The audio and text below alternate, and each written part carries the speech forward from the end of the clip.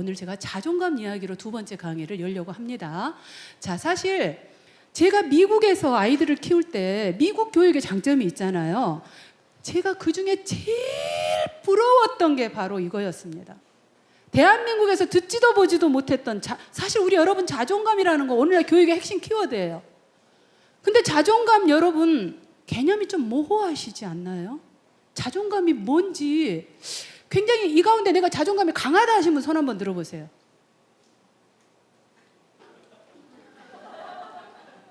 예, 아주 뜨문뜨문 지금 3분 손 들어주셨어요. 거의 대부분 자존감이 낮으세요. 왜 한국 사람들은 이렇게 자존감이 낮을까요? 그 이유들이 다 있어요. 이게 제가 미국 교육 가운데 제일 부러웠던 게 바로 미국 교육에서는 자존감 길러주는 교육이 가장 먼저 이루어지더라는 거예요. 지식 교육보다 더 먼저 하는 게 자존감 교육이었어요. 미국에서 이걸 길러주고 있더라고. 우리는 개념도 없는 그 시기에. 왜 우리가 낮은지 그 이유가 있어요. 자, 그래서 제가 이 너무나 중요한 이 자존감, 인간의 성공과 행복의 비결이다. 오늘 강의를 들어보시면 자존감이 얼마나 인생에 큰 영향을 미치는지, 어떤 분들은 자존감 하면 애 존중해주면 되는 거 아니에요? 이렇게 간단하게 생각하세요. 근데 놀랍게도요, 우리 한국식 교육이 어마어마하게 아이들의 자존감을 죽이는 교육이에요. 전혀 아이들 자존감 길러주는데 도움이 안 되는 방식이 너무나 많아요. 제가 그걸 정리해서 오늘 두 번째 강의를 시작하려고 합니다. 자, 사실 이제 그 당시에는, 지금은 이제 그런 조기 교육이 많이 지향되고 있는 분위기지만은 그 당시에는 정말 막 그 어린이집에서부터 막 그냥 지식 교육을 하던 그 시기였었거든요.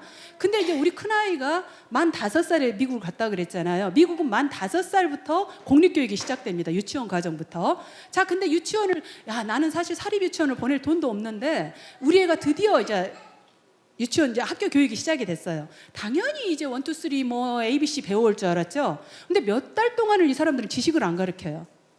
그 대신에 맨 먼저 가르치는 게 있는데, 애가 막 주입식 교육처럼 뭔가를 막 노래인 듯 중얼중얼 집에서 그렇게 중얼거리며 다니는 내용이 있더라고요. 그게 뭔지 가만히 들어보니까 바로 이런 내용이었습니다. 이 세상에는 수천 수억의 사람이 있어요. 그러나 나는 하나뿐이에요. 나는 특별해요. 나는 나니까. 아이가 중얼거리고 다니는 내용이 바로 이 부분이었어요. 이게 뭐예요? 바로 이 미국 사람들이 지식교육보다 자존감을 먼저 가르치고 있었더라는 거예요. 대단하지 않나요? 자, 여러분, 사실 저는 개념도 없던 그 자존감 교육, 근데 이 사람들이요, 여러분 한국에서 우리는 그 자존감이 뭔지 그 당시에는 진짜 개념도 생소하던 그런 때에 아이가 이렇게 그 저소리를 중얼중얼 외우는데, 우리 한국에서도 유치원 가면 애들이 그림 많이 그리죠. 자, 그런데 그림을 많이 그리는데 대체적으로 우리는 무슨 내용으로 그림을 그려요? 어저께 뭐 했어요? 어저께 한 거 생각해서 그림으로 그려보세요. 또는 커서 뭐가 되고 싶어요? 어디 가고 싶어요? 막 이런 거 생각해서 우린 그림을 대체적으로 그리게 하죠. 뭐 요즘은 또 얼마나 달라졌는지 모르겠지만 대체적으로 그러죠. 그림 많이 그려. 거기도 그림을 그려요. 많이 그려요. 근데 어떤 그림을 다 그리느냐? 내용이 달라요. 자, 바로 아까 그 부분, 우리 유치원 아이들처럼 우리 다시 한번, 우리도 다 같이 한번 해볼까요? 다 시작. 이 세상에는 수천 수억의 사람이 있어요. 그러나 나는 하나뿐이에요. 나는 특별해요. 나는 나니까. 자, 이거를 아이들이 매일같이 모여서 큰 소리로 이렇게 복창을 해요. 그 다음에 선생님이 얘기를 하는 거예요. 자, 우리 이 자리에 있는 우리 모든 사람들은 각 사람이 모두가 이 세상에 하나밖에 없는 너무나 특별한 존재들이에요. 근데 우리에게는, 누구에게나 자기가 잘할 수 있는 뭔가가 있을 거예요. 그게 뭔지 생각해봐요. 내가 뭐가 특별한지, 내가 잘할 수 있는 게 무엇인지 그거 생각해봐요. 그래서 그림을 한번 그려보세요. 이걸 그림을 그리게 한 거예요. 자, 그러니까 이제 아이들이, 어떤 아이는 달리기 하는 그림을 그려요. 그래가지고 나는 특별해요. 선생님이 이제 종이에가 그렇게 적어져서 I'm special because 하고 밑줄이 그어졌어요. 그럼 아이가 와서 이제 그 달리기 하는 그림을 그려오면은 아이가 발표를 하죠. 친구들 앞에 다 그림을 보여주면서 나는 특별해요. 나는 달리기를 잘하니까.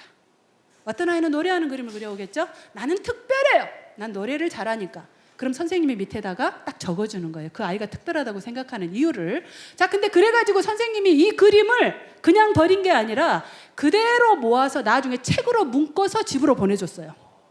제목이 I'm special 해가지고 있지만 네가 얼마나 특별한지 하면서 이것을 책으로 묶어서 집으로 보냈는데, 저는 집에서 책을 받았는데 생각보다 책이 두꺼워. 우리 애가 잘하는 게 이렇게 많았을까? 특별한 게 이렇게 많았을까? 좀 고민이 될 정도로 두꺼웠어요. 무슨 우리 애가 잘하는 게 이렇게 많았을까 싶은데 앞에 보니까 아니나 다를까 앞에는 내가 이래서 특별해요, 저래서 특별해요 많이 나왔겠죠. 이해가 충분히 되죠. 근데 아니나 다를까 뒤에 들어가면서부터 점점 이해할 수 없는 말들이 나오기 시작했어요. 나는 빨간 옷을 입으면 유난히 멋져 보여요. 나는 눈동자가 까매서 정말 특별해요. 이게 뭐 특별한 거지? 이 미국에서 눈동자 까만 건 인종차별적인 요소에 불과할 텐데 뭐가 특별하지? 저는 그 순간에 저도 자존감 개념이 없었던 거예요. 아무 개념이 없었기 때문에 그걸 보는 순간에 이거 무슨 애, 우리 애가 자뻑 증세도 아니고 이게 뭘까? 그때 제가 생각했던 것은 선생님은 날마다 네가 뭐가 특별한지 생각해라고 쥐어짜고 그 앞에서 그림 그리려는데 우리 애는 할 것은 없지. 얼마나 고민이 됐으면 이딴 걸 그리고 있었을까. 애가 불쌍했어, 애가. 그쵸? 참 그 생각이 들더라고. 개념이 그만큼 없는 거예요. 자존감이 무엇인지 개념이 전혀 없었던 거예요. 자, 근데 제가 우리 아이가 해놓은 그 내용이 무엇인지를 한참 있다가 깨달았어요. 한참 있다가 자존감이 무엇인지, 왜 우리 아이가 그런 것을 올렸는지. 여러분 너무 행복해 하신다. 너무 좋아하신다. 눈이 번쩍 뜨이죠. 우리 안구를 정화시켜 주시는 분. 근데 이분이 이런 말씀을 하셨다는 겁니다. 내가 잘생겼다고 생각하지 않는다. 이 한마디로 대한민국의 모든 남성을 오징어 꼴뚜기로 만드셨어요. 저게 잘생기지 않은 거라면 우린 다 오징어 꼴뚜기예요. 그렇죠? 자, 그런가 하면은 여자인 나보다 더 이쁘게 생긴 여분은 또 이런 얘기를 하셨습니다. 모니터 볼 때마다 못생겼다고 생각해요. 진짜 재수없어. 난 뭐야 그럼. 그쵸? 그런가 하면 이게 인간이냐 조각이냐 헷갈리죠. 어쩜 인간이 저렇게 생기냐. 그쵸? 자, 여러분, 이분은 또 이런 얘기를 하셨어요. 내 얼굴이 마음에 들지 않는다. 나도 그냥 평범한 남자일 뿐이다. 이게 평범한 수준이래. 우린 다 외계인이야, 외계인. 대한민국의 길거리에 돌아다니는 모든 사람은 외계인이에요. 여러분, 사실 제가 대표격만 가져왔습니다. 제가 좋아하는 사람들로. 자, 그런데 사실 인터넷에서 스타들의 망은 검색 좀 해보세요. 거의 예외 없이 다 걸려 나옵니다. 진짜 대한민국을 대표하는 미남 미녀들이 하나같이 내 얼굴은 마음에 들지 않습니다. 나는 촌스러워요. 나는 이렇게 내가 잘생겼다고 생각하지 않아요. 너무 흔하게 나와 있는 이야기들이에요. 왜 그럴까요, 여러분? 그 기사를 보면은요, 거의 예외 없이 그 기사들의 마지막 내용은 어떻게 끝나냐 하면은 겸손도 지나치면 망언이다로 끝나요. 여러분, 이게 겸손일까요?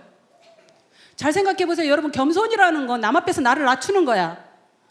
근데 이런 사람들 앞에서 제 얼굴은 참 못생겼어요. 이게 나 낮추는 거예요? 진짜 상대방 기분 나쁘게 하는 거잖아요. 재수 없는 거잖아요. 이런 게 겸손이에요? 아니죠. 이거 겸손 아니에요. 여러분, 이게 뭔지 지금 쓰는 기자조차도 지금 모르는 거예요. 왜 지금 이런 말들이 나오는지 쓰는 기자도 모르는 거예요. 자존감을 설명하는 가장 대표적인 그림 하나가 있어요. 바로 이겁니다. 고양이가 보는 자기 자신의 모습은 사자예요. 자존감 있는 사람은 자기 자신을 저렇게 봐요. 자, 그래서 왜 저런 대한민국을 대표하는 꽃미남들이 저런 말을 했어요? 자기 자신이 마음에 안 들어요. 자기 자신 존중하지 않아요. 자기 자신 사랑하지 않아요. 사실 우리는 자존감 하면 개념이 너무 모호하잖아요. 그래서 자존감에 대해서 책 좀 읽어보려고 그러면 더 어려운 말로 설명이 돼 있어. 자아 효능감, 자아 존중감 막 해가면서 더 어려운 말로 막 설명이 돼. 이게 뭔지를 모르겠어. 그쵸? 근데 어려운 말로 설명할 거 없어요. 딱 간단하게 한마디로 정리하자면, 나는 지금 내 모습 이대로 사랑받고 존중받을 자격이 있고 사랑받을 가치가 있다예요. 난 존중받을 가치가 있고 사랑받을 자격이 있다. 바로 그렇게 믿는 마음이에요. 자기 자신을 사랑하면서 자신을 존중하면서 난 충분히 그런 존재야. 이게 자존감이에요. 근데 대체적으로요, 여러분, 이게 그 자존감을 측정하는 이제 딱히 그런 검사는 없지만 비슷한 검사가 하나 있어요. 외모 만족도 검사라는 거. 근데 우리나라는 뭔 검사를 했다 하면 꼭 앞에서 1등 아니면 뒤에서 1등이죠. 다행히 이 검사, 외모 만족도 검사에서는 우리 밑에 일본이 깔려 있어. 근데 일본과 한국의 공통점은 뭐예요? 성형 천국이라는 거. 사람들은 그러죠. 은우님들이 실력이 워낙 탁월해서 그렇다. 해외 원정을 온다 그래요. 근데 실력이 탁월하려면 그만큼 연습량이 많았다는 얘기죠. 왜 그럴까요? 왜 한국이 성형 천국이 됐고 왜 장동건 같은 원빈 같은 사람이 나는 못생겼다고 생각할까요? 여러분, 이거는 자기 자신을 존중하고 자기가 사랑받을 자격이 있다고 생각하는 그 확신이 없는 거예요. 그래서 내 얼굴이 마음에 안 들어요. 자, 그래서 나는 항상 뭔가 부족한 존재예요. 내가 여기를 뜯어 고치면 더 사랑받지 않을까? 내가 여기 턱 좀 깎아내면 조금 더 이쁨 받지 않을까? 내가 44 사이즈를 입으면 사람들이 나를 더 존중할 거야? 막 이러면서 내 자신 지금 있는 모습이 마음에 안 드는 거예요. 뭔가 달라져야만 누구한테 사랑받을 것 같아요. 그래야 남들한테 인정도 받고 존중도 받을 것 같아요. 남의 기준에 맞춰져야만 내가 조금 인간같이 살 수 있을 것 같아요. 이게 지금 자존감 없는 사람들의 가장 핵심적인 특징이에요. 지금 내 모습 이대로 만족할 수 없는 거. 여러분, 자존감이 이렇게 영향을 미쳐요. 미국에 가면은요, 진짜 이 뚱뚱해도 보통 뚱뚱한 게 아니라 말 그대로 허벅지 하나가 내 허리통만 해. 이분들은 걸을 때마다 살이 출렁출렁해요. 근데 그런 분들이 핫팬츠에다가 탱크탑을 입고 다녀요. 와, 나 처음에 민망해가지고 저 지금 스커트로 좀 허벅지까지만 가려줬으면 좋겠어. 근데 우리나라 사람들 같으면 전부 그런 사람 보고 막 흉보고 막 이러죠. 그래서 우리나라는 무슨 스타일이 유행이면 스키니가 유행이면 다 스키니를 입어야 안심이 돼. 제가 사실 미국에서 처음 여기 들어왔을 때 이제 귀국하고 들어왔을 때 스키니가 유행이었는데 저는 허벅지가 굵어서 스키니가 안 어울려요. 펑펑한 게 저한테 어울려요. 그래서 그냥 미국은 한마디로 말해서 미국이라는 사회는 저렇게 어렸을 때부터 자기 자신을 존중하면서 자존감이 길러졌기 때문에 그 뚱뚱한 사람도 나는 나야. 내가 왜 딴 사람 눈치를 봐? 눈치 안 봐요. 당당해요. 그렇게 다니면서도 당당해요. 이 사람은 맥도날드에서도 서브하는 그런 시간당 최저임금을 받는 그런 사람도 자기 스스로 자존감을 가지고 있는 사람은 행복하고 당당하고, 그래서 미국 사람 얼굴 표정을 보면은 거의 행복하고 당당하고 뻔뻔할 정도로, 그렇죠? 그런 걸 굉장히 많이 볼 수가 있어요. 그런데 우리 한국 사람들은 뭐예요? 항상 남의 시선을 신경 쓰고 남의 그 스타일. 그래서 맨 처음에 저는 이제 미국에서 너무 오래 살다 와가지고 내 편한 스타일이면 되지. 남도 신경 안 써요. 그렇게 살을 출렁거리면서 다니거나 말거나. 저 사람은 내가 아닌 저 사람이야. 저건 저 사람의 인생이고 저 사람의 선택이고 그냥 그대로 존중하는 거예요. 그러니까 남 보고 이러쿵저러쿵 이거 막 간섭하고 막 그냥 시시비비 걸고 막 이럴 필요도 없는 거예요. 그냥 그대로 존중하는 거예요. 저 사람은 저 사람, 내가 아닌 세상에 하나밖에 없는 독특한 저 사람의 인생은 저 사람이 선택하고 저 사람 스스로 특별하게 이끌어가는 거예요. 이게 결국은 자존감인데 우리나라 사람들은 어때요? 보편화시켜버리죠, 사실은. 거의 보편화된 기준에. 그래가지고 제가 펑펑한 바지가 편해서 평평한 바지를 입고 다녔는데 처음에 길거리에 나설 때마다 사람들이 나를 앞에서 오는 사람은 이렇게 위아래 스캔해서 보고 이렇게 뒤에서 이렇게 쳐다보고 가고, 이 사람들의 시선이 너무 불편한 거예요. 그래가지고 저도 진짜 스키니가 어울리거나 말거나 이 사람들이 쳐다보는 게 너무 싫어서 결국은 스키니를 입게 되더라니까요. 이게 대한민국의 문화예요, 애매하게. 그래서요, 저희 그 남편의 지도교수 뱅게미런 교수님이라고, 이분이 한국에 이제 교환교수를 잠깐 갔다 오시더니 미국에 다시 돌아와서 하신 말씀이 뭐였느냐. 한국에 가면 이 여자들이 다 똑같아? 화장법이 유행이면 립스틱이 빨간색이 유행이면 전부 다 빨간색, 노랑머리가 유행이면 전부 노란색, 어떤 스타일이면 옷들 전부 비슷하게 입고 다니니까 못 알아보겠대. 외국인들 눈에는 그 사람이야 전부. 왜 그렇게 똑같이 하고 다니냐, 개성 없이. 왜 나이 든 사람은 전부 염색을 하고 다녀야 되냐고. 이게 자기가 그렇게 늙은 게 성경에서도 백발이 그 지혜의 적이라고 그랬는데 왜 그렇게 자기 스스로 그 늙어간 모습에 그렇게 자신이 없이 까만 머리로 그렇게 하고만 다녀야 되는지 이분이 그걸 그렇게 이해를 못 하더라고요. 하지만 자존감이라는 건 뭐예요? 지금 내 모습 이대로 난 사랑받고 존중받을 가치가 있다. 여러분 한마디로 말해서 내 나이가 어때서 사랑받기 딱 좋을 나이인데 이런 게 자존감이에요. 자존감이 우리 인생의 행복에 미치는 영향이 굉장하다는 거예요. 우리가 그 개념을 너무나 가볍게 생각해서 그렇지 굉장히 중요한 부분이에요. 그런데 왜 우리 한국은 이렇게 자존감들이 다 낮을까? 많은 사람 가운데 3명을 제외하고는 나는 자존감이 높지 않아요. 왜 그럴까요? 이유가 있어요. 나도 맨 처음에 나만 그런 줄 알았어. 근데 한국 사람들이 왜 애들 교육에 그렇게 목매다는지 내가 자존감이 낮거든요. 나는 존중받을 만한 가치가 없어요. 그래서 내 자식은 존중받게 만들고 싶어요.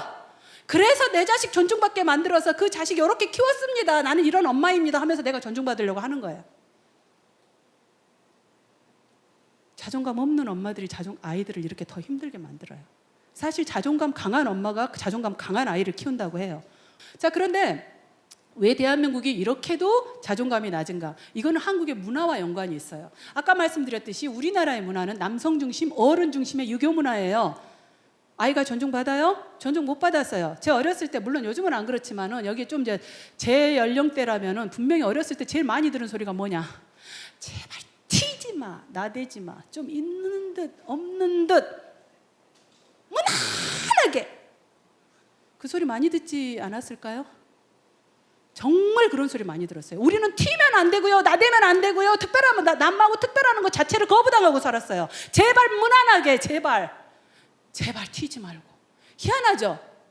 자존감과 완전히 반대되게 우리는 양육당했다는 거예요. 그런 개념이 없어요. 왜? 아이는 특별한 존재가 아니었어요. 아이는 그저 어른들한테 맹목적으로 어른들 말에 순종만 하면 되는 존재지 결코 그 아이를 존중하면서 그 아이의 뜻에 따라서 어른들이 좌지우지 되는 그런 세상이 아니었다는 거예요. 물론 요즘은 많이 좋아졌죠. 요즘 많이 좋아져서 잘하고 있는 것 같죠? 계속 들어보세요. 정말 잘하고 있는지. 여러분 진짜 우리나라 문화는요, 아이를 특별히 부모의 소유로 생각을 해요. 세상에 하나밖에 없는 특별한 존재가 아니라 어떤 기준의 틀에 맞춰서 정말 부모의 소유로 내가 계획한 대로, 내가 포맷한 대로 그 아이를 끌고 가려는 그게 있다라는 거예요. 그러니까 맹목적으로 순종하는 게 미덕이다가 보니까 아이의 의견 따기는 중요하지 않아요. 조그만 게 그냥 어른들 이야기에 끼어들어. 그냥 어른들 이야기 버릇없이 그렇게 끼어드는 거 아니야. 해가면서 그저 어른들 말 잘 듣는 게 미덕이었어. 이런 사회에서 자존감이라는 게 길러질 리가 없는 거죠. 그래가지고 이 다음에 이제 나이가 들어야 내 밑으로 다 꿇어 하면서, 나이가 몇을이야 대한민국은. 정말 그런 유교 문화권에서는 결코 아이들의 자존감이 길러지기가 아주 어려운 거예요. 그래서 대한민국에 사실은 여러분 국어사전에 자존감이란 단어가 없었다라는 거 알고 계세요? 최근에 올라왔어요. 그게 제 기억으로는 2017년인가에 올라왔을 거예요. 제가 사실 인터넷 사전은 최신 신조어까지 막 올라오잖아요. 인터넷 사전을 아주 정기적으로 제가 이렇게 검색을 하면은 자존감 하면은 이걸 찾으셨나요? 막 하면서 자존심 막 이런 걸로 넘어가요. 대한민국은 자존심은 있는데 자존감은 없는 나라였어요. 그러다가 중간에 위키백과 같은 데로 넘어가더라고요. 자존감 개념이 이제 외국에서 들어오긴 들어왔는데 아직 국어 사전에는 없는 나라, 사전적 개념이 없는 나라였어요. 최근에 들어왔어요. 놀라셨죠? 많이 놀라는 분 많아요. 진짜요? 막 이래. 혹시 도서관 같은 데 가셔가지고 옛날 출판될 국어사전 한번 보세요. 자존감 없어요. 대한민국은 아예 개념조차 없는 개념이에요. 이게. 자, 이 정도기 때문에 우리가 자존감이 없는 게, 개념이 약한 게 당연하다라는 얘기죠. 자, 그런데 문제는 저는 이렇게 자존감이 애초에 거리가 먼 나라에서 특별하게도 저는 더 자존감하고 완전히 담을 싼 환경에서 태어났어요. 저 아까 가난했다 그랬죠. 저희 집 사실 끼니를 걱정할 만큼 가난한 집이었어요. 근데 그렇게 끼니를 걱정하는 가난한 집에서 저희 아버지가 3대 독자였대요. 그래가지고 옛날 어른들 대를 이어야 된다라는, 안 믿는 사람들 대를 이어야 된다는 사명감 엄청나잖아요. 자, 그래서 아들을 낳아야 된다는 사명으로 우리 엄마가 기어이 애를 낳았는데 결국은 딸만 7인 집에 5째입니다. 우리 엄마는요, 애 낳고 나서 가난한 집에서 미역도 귀했다네요, 그 당시에. 그래서 내가 이 비싼 미역국을 먹을 자격이나 있냐, 딸난 죄인이, 이러면서 미역국을 정말 참아 넘기지를 못했다. 내가 염치가 없어서, 누워있을 힘도 없어서, 누워있을 염치가 없어서 그 다음날부터 밭에 일하러 나가셨대요. 그러니 그런 집에서 또 딸로 태어난 나는 태어나면서부터 잉여인간이고, 존중이라는 건 애초에 거리가 먼 거예요. 이거는 태어나면서부터 불효예요. 그걸로도 모자라서 저는 또 우리 엄마가 보기에 치명적인 결함을 가진 딸입니다. 뭐냐? 다른 언니들이나 동생들은요, 엄마가 뭐 시키잖아요. 그럼 네 하고 대답이라도 잘해요. 근데 저는 꼭 엄마가 뭘 시키잖아요. 그러면 왜요? 그랬어요. 이런 애들 있죠? 왜요? 하는 애들. 여러분, 이거 안 한다는 게 아니에요. 뺀질거리는 게 아니에요. 사실 이런 아이들 보면 엄마들 되게 막 잘 왜요? 하면 대답해 주세요. 솔직히 대답 잘해 주시는 분은 진짜 훌륭하신 분이에요.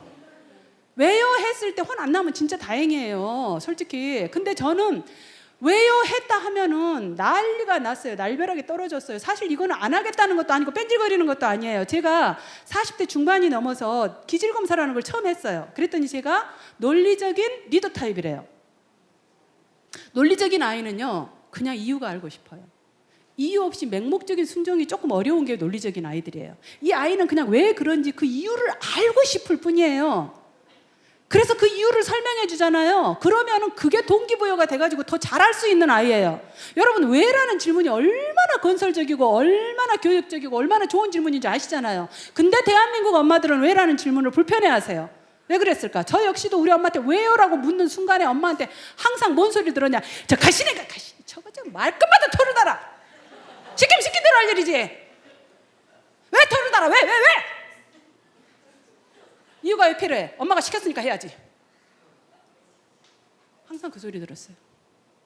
대한민국 엄마들이 왜라는 질문을 불편해하세요? 바로 맹목적인 순종에 위배되기 때문이에요. 이유 불문하고 엄마가 말했으니까 들어야 되는 거예요. 이게 맹목적인 순종에 위배되는 거예요. 효도해야 되는 그 효라는 사상, 어른 존중이라는 사상에 위배되고 있으니까 한국 엄마들은 저 질문을 굉장히 불편해하세요. 근데 거기에다가 사실상 뭐랄까, 제가 리더 타입이라 그랬는지 사실상 제가 좀 약간 남성적인 기질이 없잖아. 있기는 있어요. 막 뭐 논리적으로 막 따지면서, 쉽게 말해 드라마를 보면은 막 다른 여자들 눈물 찔찔 짜고 막 보고 있는데 나는 뭐 저래? 아까 분명히 저랬었잖아. 근데 왜 지금 여기서 막 이러면서 우리 남자분들 하시는 그런 모습을 제가 막 논리적으로 따지면서, 뭐 지금 아주 시청자를 우롱하는 거야. 뭐 해야 지금 막 이래 가면서 분석하면서 좀 약간 그런 성향이 없잖아 있어요. 남성적인 기질이 분명히 뭐 없잖아 있는데, 이게 성격이 그래서 그랬는지 어쨌는지 보통 여자애들 노는 게 이쁜 소꿉놀이, 인형놀이 막 이런 역할놀이 하면 얼마나 이쁘고 귀여워, 그쵸? 근데 저는 이게 진짜 그 당시에 먹을 걸로 하는 것도 아니고 꼬마 껍질에 흙 퍼다 놓고 여보 식사하세요 하는 게 억울하고 해서 한 번은 하지 두 번은 못 하겠더라고. 이런 걸 왜 하는지, 이 억울한 이 짓을 왜 하는지를 모르겠어요. 제가 진짜 먹지도 못할 거. 그래서 진짜 여자애들하고 노는 게 아니라 남자애들 편갈라가지고 막 뛰고 막 그냥 이런 것들 잡고 술래잡기 이런 게 너무 재밌잖아요. 항상 남자애들하고 어울려 다녔어요. 근데 제가 지금은 이렇게 키가 168로 제가 굉장히 덩치가 커졌는데, 어렸을 땐 제가 굉장히 작았어요. 이 키가 사실 중학교 3학년 이후로 큰 키예요. 어렸을 때 굉장히 약하고 작았어요. 그러다가 보니까 이 동네에서 사는 녀석들이 항상 깍두기로나 겨우 껴주고 굉장히 갑질을 해댔어. 이 여자애라고 정말 겨우겨우 이제 숫자 부족할 테나 껴주거나, 안 그러면은 제일 우리 동네에서 여기 제일 천천히 돌아가는 애들하고 한 편 딱 묶어놓고 니들은 술래나 해라. 한마디로 아예 정해놓고 그냥 그 애들하고 편을 묶어주는데, 나는 진짜 이 친구랑 한 편만 되면 미치겠는 거야. 얘가 항상 판단착오를 해서 나는 끝끝내 술래만 하고 있어야 되네. 이러니까 이제 얘 때문에 나는 이제 막 화가 나는 거잖아요. 그러니까 야, 그렇게 하지 말라 그랬잖아 하고 소리 지르다가 우리 엄마한테 들켜봐. 난리나. 우리 엄마 완전히, 우리 엄마 말을 못요. 저 가시네. 저것은 앞만 봐도 가시네도 아니고 모심에도 아니고 내가 저것을 어디다 써야 될까이? 저건 한짝에도 쓸모가 없어 저거. 여러분, 제가 어렸을 때 가슴에 못이 박힌 말이 바로 이 말입니다. 저것은 아무짝에도 쓸모가 없어. 제 소리를 항상 듣고 살았어요. 여러분, 사실상 정말 이 아이의 자존감을 짓누르는 그 육아 방식이 있어요. 근데 여러분, 저는 사실 우리 엄마가 생각하듯이 정말 그렇게 쓸모없는 딸은 아니었습니다. 왜 이렇게 당당하게 말을 하느냐? 학교에 가면은 저는 선생님들한테 10명, 20명의 선생님이 저를 이 많은 학생들 앞에서 경위같이만 해라 하면서 그 많은 사람들 앞에서 정말 리더십 있는 모범생 취급을 받았어요, 학교를 가면. 근데 집에만 오면은 저거 암짝에도 쓸모없는 거. 근데 놀랍게도 10명, 20명의 선생님이 그 이야기를 해도 20대 1의 경쟁을 뚫고 누가 더 내 인생에 큰 영향을 미쳐요? 엄마. 엄마라는 한 사람이 하는 말이 10명, 20명의 선생님이 나한테 그렇게 칭찬을 해줘도 그 엄마의 한마디가 더 큰 영향을 미쳐요. 왜? 여러분, 아이들한테, 어린 아이에게 엄마라는 존재는 신과 같은 존재예요. 엄마 없이는 살 수가 없어요. 엄마가 어디 갈까봐 아이들은 엄마만 안 보여도 좀 절절거리면서 울잖아요. 엄마만 안 보여도 불안하잖아요. 아이들에게 엄마는 신과 같은 존재인데 가장 사랑받고 인정받고 싶은 존재가 바로 엄마예요. 가장 모든 인간에게 그렇잖아요. 가장 원초적으로 사랑받고 싶은 그 인간이 저거 암짝에도 쓸모없는 거. 게다가 우리 엄마는 안 믿는 사람이었기 때문에 온갖 미신을 또 믿고 있어. 그 미신이 뭐냐면은, 안 믿는 사람 미신이 뭐가 있냐면요, 자식들 이뻐하면 귀신이 시게 한다 그래요. 그래서 사랑, 애정 표현을 잘 안 해요. 옛날 어른들 보면 아이고 미운 내 새끼 막 이러잖아요. 막 그렇게 이뻐하면 귀신이 시게 한다 그래요. 우리 엄마가 딱 그런 사람이었어. 그래갖고 지독하게 애정 표현해. 저 사실 나이 50 넘어서 처음으로 엄마한테 사랑한다는 말을 들었어요. 나는 우리 엄마한테 사랑한다는 말 한번 들어본 적이 없어요. 근데 어느 날 진짜 하나님이 제가 불쌍했던가 봐. 어느 날 갑자기 나이 50이 다 됐을 때 우리 엄마가 전화를 해가지고 경희야 사랑한다 이 말 한마디를 하는데, 저는 맨 처음에 그 소리 듣고 나서 우리 엄마가 돌아가실 때가 됐나, 왜 안 하는 짓을 하시지? 갑자기 나이 드신 어른이 그러니까, 어른들 죽기 전에 이상한 짓 한다 그러잖아요.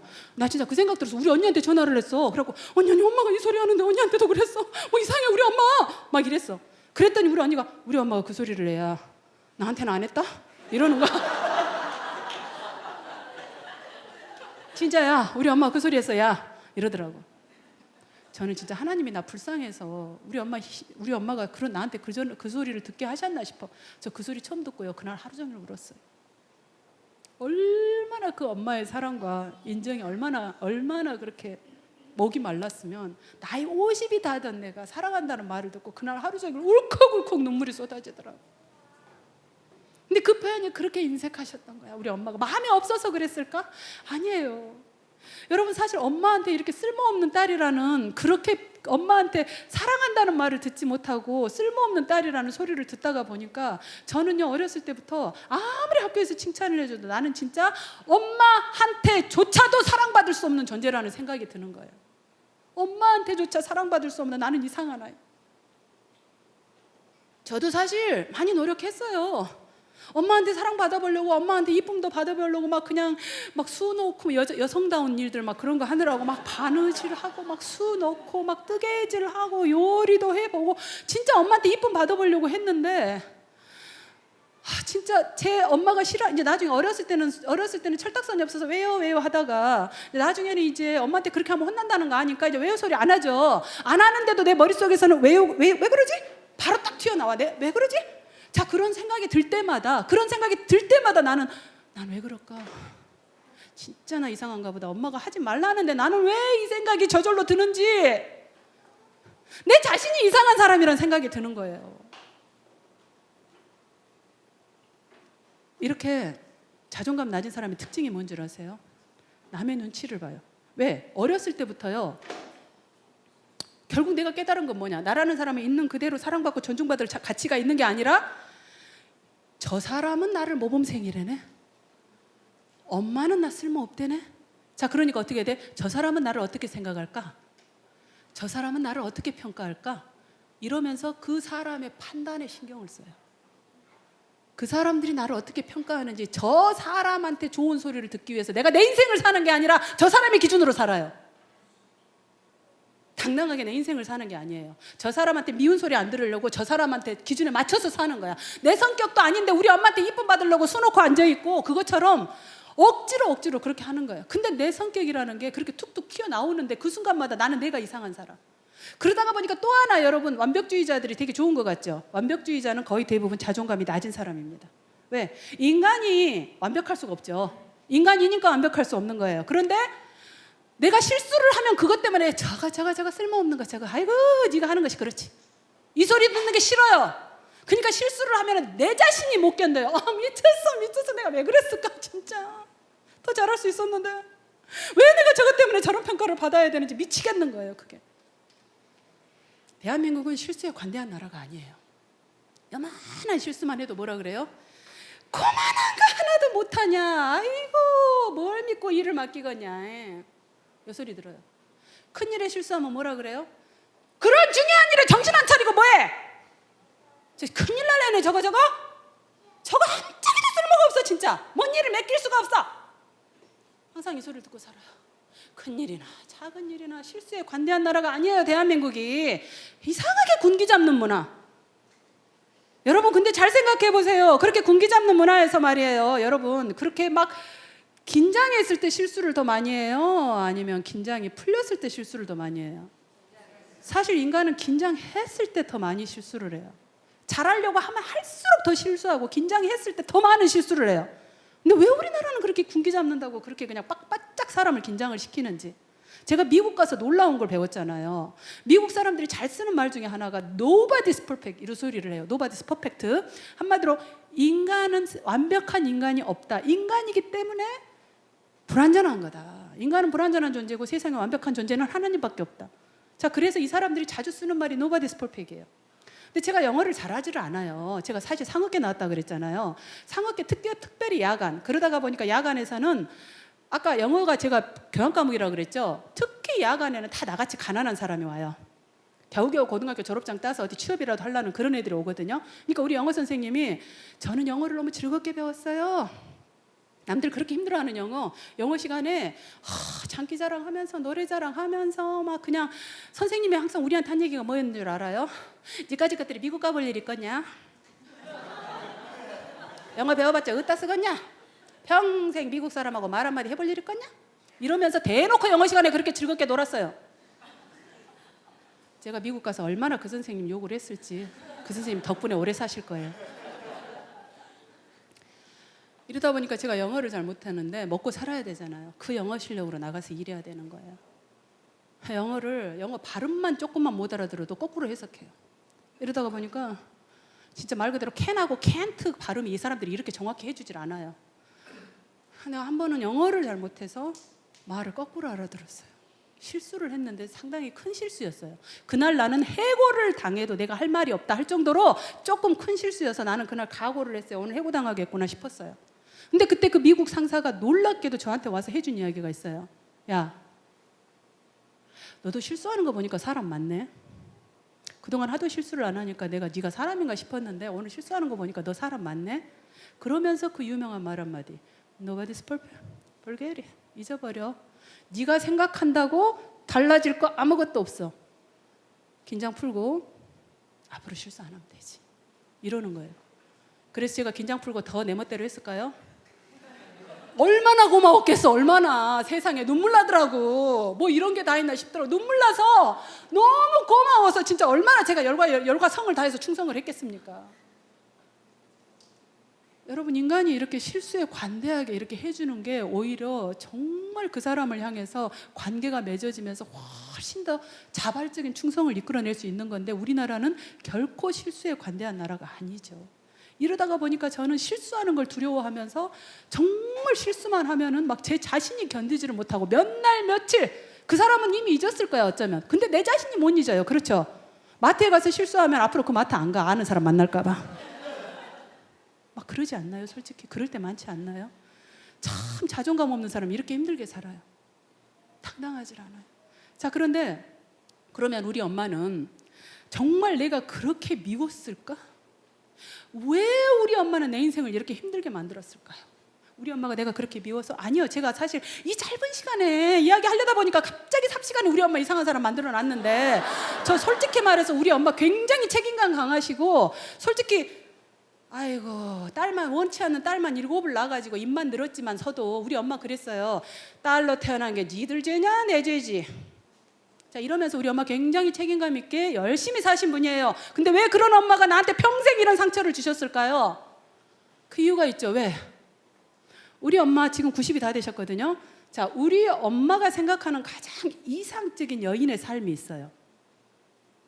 그 시기에 엄마들은 뭐예요? 자고로 여자들이 가장 이상적이고 행복한 삶은 시집가서 시부모 봉양 잘하고 시부모한테 사랑받으면서 남편한테 사랑받으면서 자식 잘 키우는 거, 그게 제일 큰 행복이다. 우리 엄마가 믿는 여자의 최고의 삶은 그거예요. 시집 잘 가는 거. 그게 인생 로또지 말 그대로. 자, 근데 한마디로 말해서 우리 엄마가 그렇게 그 목표에, 우리 엄마는 나 행복하게 해주려고 그런 거야. 나 행복하게. 그래서 말 그대로 지금 시부모한테 사랑받아야 되는데 내가 행여라도 왜요 하다가 시부모한테 미움받을세라. 응? 행여 내가 사내 녀석들 호령하는 그 버르장머리로 남편한테 그 짓 하다가 남편한테 소박이라도 맞을세라. 우리 엄마 그러지 말라고 내 그 못된 버르장머리 어렸을 때 딱 잡아놓으려고 그렇게 무섭게 하시면서 제 버릇을 고쳐놓으려고 하신 거예요. 왜? 우리 엄마의 기준으로 나를 행복한 사람을 만들기 위해서. 여러분은 어떠신가요? 보통 많은 엄마들이 착각하시죠. 네가 이래야 행복해져. 이런 직장은 가져야, 네가 명문대를 가야 행복해지고, 그 기준들 안 가지고 계시나요? 그래서 그 기준에 맞춰서 그 기준대로 아이를 만들기 위해서 끊임없이 노력하시죠. 끊임없이. 근데 문제는요, 자, 그렇게 해서 아이가 바꿔지느냐? 바꿔지면 다행인데 아이가 그 성향이 바뀌지를 않아요. 여러분, 옛날에는요, 바뀐다고 믿던 때가 있었어요. 아이는 백지와 같아서 부모가 어떤 색깔 물감으로 어떤 그림을 그려주냐에 따라서 그 아이가 인생이 달라질 수 있다고 믿던 때가 있었거든요. 근데 어느 날부턴가 그 이론이 싹 사라졌어요. 요즘은 뭐라 그래요? 아이는 저마다의 기질을 가지고 태어난다.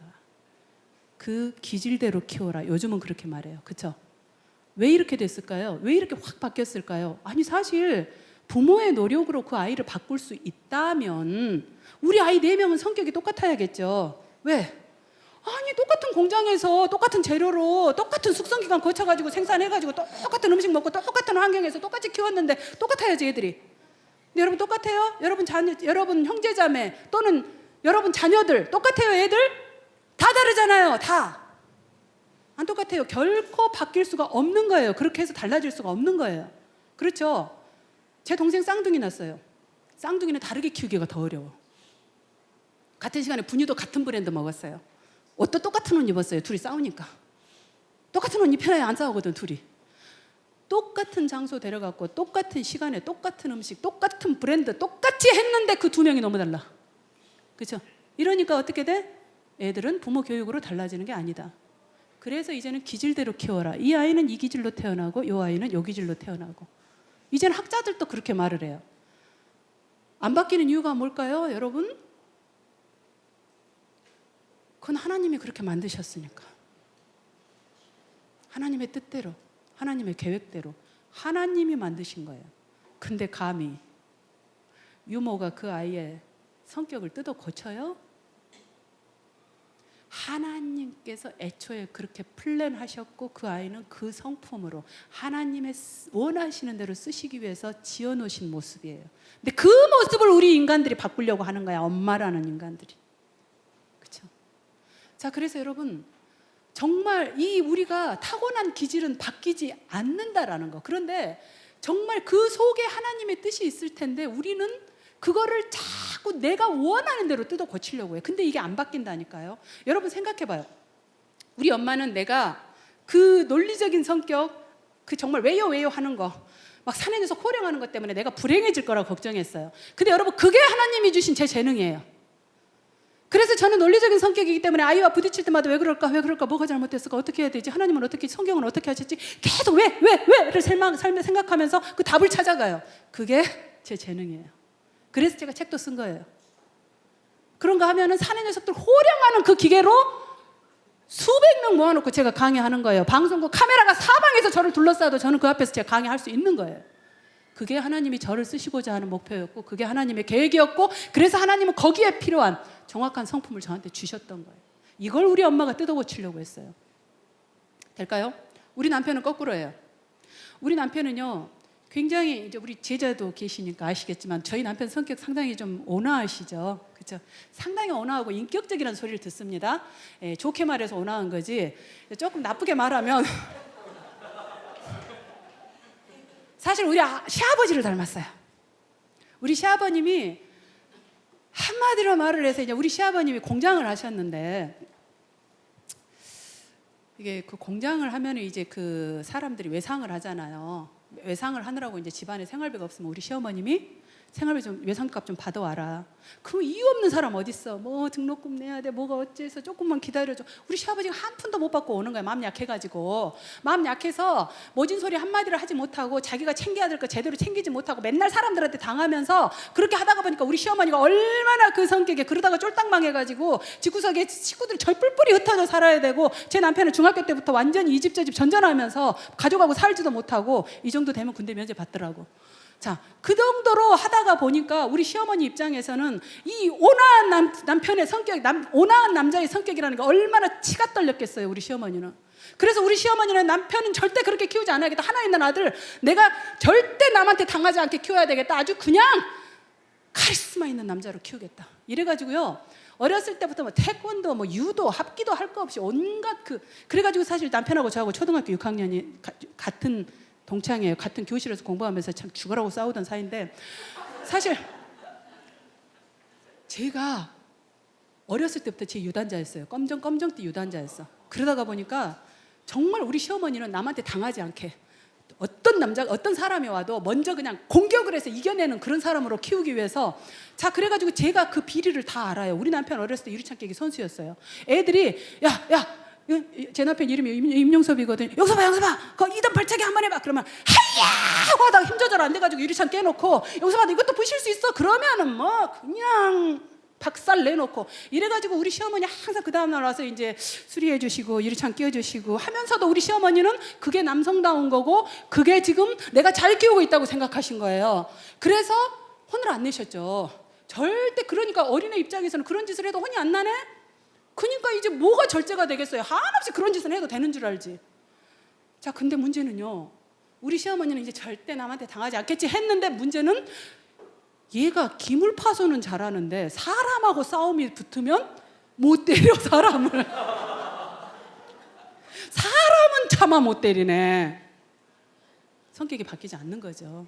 자 그래서 이 아이가 결국은 동네 사람들하고 동네 친구들하고 싸우면은 학교에서 친구들하고 싸움이 붙으면 맞고 들어요.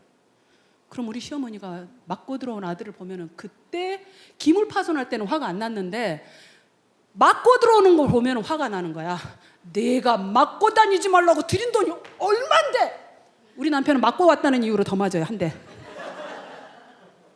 그러면 우리 남편이 그 다음부터 사람 패는 사람이 됐을까요? 아니요. 아파도 말 안 하지 않는 엄마한테 아무 말도 안 하는 아들이 돼버렸어요. 엄마하고 소통이 끊겨버리고 아파도 아프다고 말하지 않는 사람. 저 결혼해가지고 우리 남편이 골마 가는데도 아프단 말을 안 해요. 이 남편 나중에서 발견하고 막 그냥 병원 데려가고 뭔 사람이 이렇게 아둔하냐. 아프면 아프다고 말을 해야지. 근데 그 말을 못하는 사람이 되더라고. 희한하게 엉뚱한데 부작용이 나타나요. 그렇게. 자 그러면 우리 남편도 우리 시아버지처럼 그렇게 힘들게 살았을까? 여러분 제가 이미 직업을 말했으니까 아시죠? 제 남편은 신학대 교수고 목사입니다. 어때요? 그 유약한 성격, 그 온화한 성격이 문제가 될까요? 아니죠. 문제는 뭐였어요? 남자는 온화하면 성격이면 안 되는 거예요? 그게 아니라 그 성격에 맞는 직업을 택했어야 된다는 거예요. 우리 시아버지는 그 성격에 결코 맞지 않는 직업을 선택하신 거예요. 그래서 우리 시아버지는 잘못된 거고 우리 남편은 그 성격에 맞는 직업을 택했기 때문에 그 성격으로 그 일을 감당하는데 아무 지장이 없어요. 인격적이라고 존중을 받았으면 존중받았지. 그렇죠? 사람 존중하는 거 그렇게 그 직업에서는 아무 문제 될 게 없어요. 근데 뭐야 우리 엄마들은 그 성격에 맞는 직업을 선택하게 하는 게 아니라 내가 생각하는 성격으로 바꾸려고 한다는 거예요. 그 온화한 성격을 그냥 막 남한테 당하지 않게 막 그냥 공격적인 성격으로 만들려고 애를 쓰시고 그랬다는 거예요. 안 바뀌어요, 그거 여러분. 그래서 자녀들 있는 성품 그대로 그 성격으로 할 수 있는 일을 해주시면 된다라는 거예요. 물론 여러분 알아요. 옛날에는 우리나라가 가난하던 시절에는 배움만이 살 길이다. 공부 잘하는 게 유일한 살 길이었어요. 그렇죠? 근데 여러분 그래서 존중을 사람들한테 무시 안 당하고 존중받으려면 전문직 가져야 됐었어요. 그러던 시대가 있었어요. 그렇죠? 근데 여러분 요즘 그 파산율 높은 직업에 의사, 변호사 포함되어 있는 거 아세요? 검색해 보세요. 의사, 변호사가요 뜻밖의 파산율 높은 직업이에요. 제 친구도 고려대 의대 나와가지고 결국은 병원비, 기기 대여조료, 뭐 그냥 인건비 이런 거 나가는 거 감당이 안 돼가지고 결국 파산 신청하고 월급 의사로 들어가 있어요. 변호사도 우리가 보는 그 엄청난 그 막 그냥 빵빵한 로펌에서나 막 억대 막 이렇게 받는 거지. 변호사의 평균 월급이 평균으로 뭐 한 달에 200만 원 수준이다라는 그런 기사도 제가 본 적이 있어요. 뭐 이런 거 뭐 사무실 대여료, 인건비 막 이런 거 하고 나면 별로 남는 게 없다라는 거예요. 근데 그만큼 이제는 전문직이라고 해서 대기업 들어갔다고 해서 정년 보장돼요? 정년 보장이 안 돼. 대기업 들어간 사람 지금 어떤 일이 벌어져요? 할 줄 아는 거라고는 공부밖에 없는데 일찌감치 4, 5정 해가지고 40대에 정년퇴직하면 할 줄 아는 게 없어. 그러니까 어떻게 해요? 프랜차이즈 같은 거 이제 먹고는 살아야 되고 자식들은 계속 교육을 해야 되고 그러니까 결국 프랜차이즈 같은 거 열어. 그래가지고 생전해보지 않은 요리 그냥 그 시키는 레시피대로 요거 한 숟가락 저거 한 숟가락 그래서 잘 돼요? 요즘 돈 버는 데는 간판집밖에 없대. 맨날 간판 바뀌잖아 여기저기. 맨날 망해서 간판 바뀌는데 얼마나 많아요.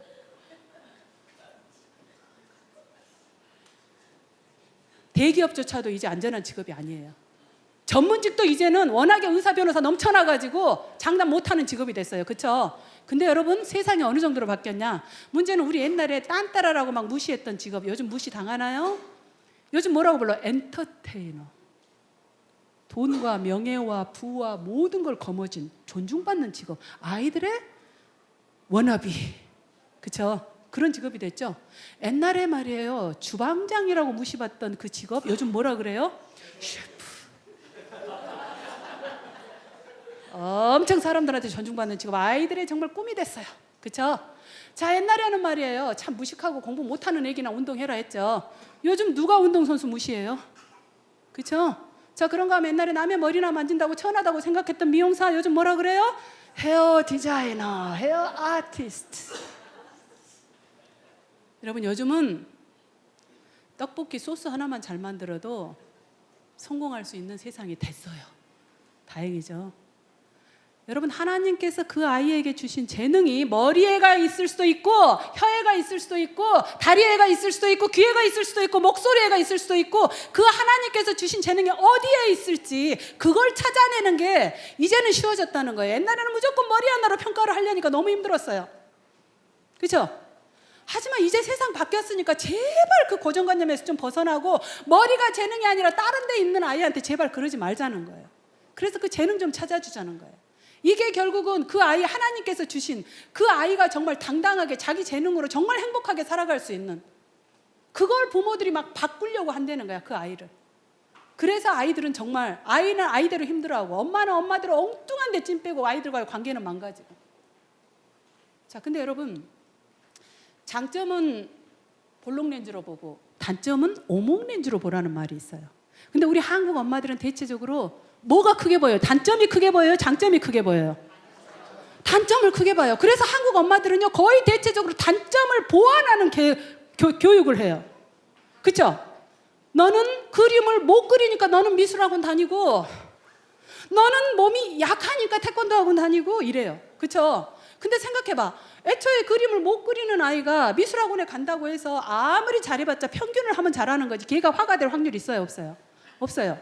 내가 그림을 잘 그려서 미술학원에 오면은 그 아이는 일취월장할 거예요. 장점으로 보자면. 근데 우리는 단점, 요것을 못하니까 길러준다. 그 아이는 미술학원에 가가지고도 잘하는 아이와 내가 자꾸 비교가 돼. 쟤 잘한다. 난 요거밖에 못해. 나는 못해. 뭐 그냥 한마디로 말해서 그냥 그 몸이 체력 좋은 아이는 운동하러 태권도학원에 가가지고 2단 발차기 하야 하고 날아다니는데 걔는 아이 하면서 쟤 잘한다.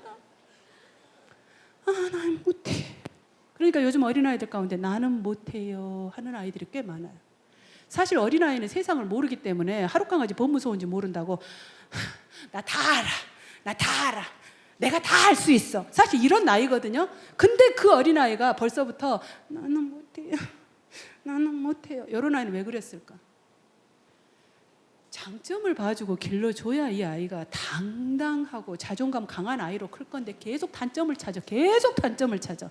그러니까 원빈 같은 사람이 자기 얼굴에서 못생긴 부분을 찾아내는 거예요. 어렸을 때부터 항상 단점을 찾아내는 게 너무나 익숙해가지고 항상 자기의 잘생긴 부분이 보이는 게 아니라 못생긴 부분, 자신 없는 부분이 눈에 띄는 거예요. 이게 어렸을 때부터 완전 그렇게 우리는 세뇌 당해서 살았어요. 단점 위주로 보면 이렇게 됩니다. 장점을 길러줘야 그 아이가 성공을 하는 거죠. 성공을 하고 또 내가 잘하는 걸 하니까 사람들한테 칭찬도 많이 받겠죠. 당연히 자존감도 올라갈 거 아닙니까?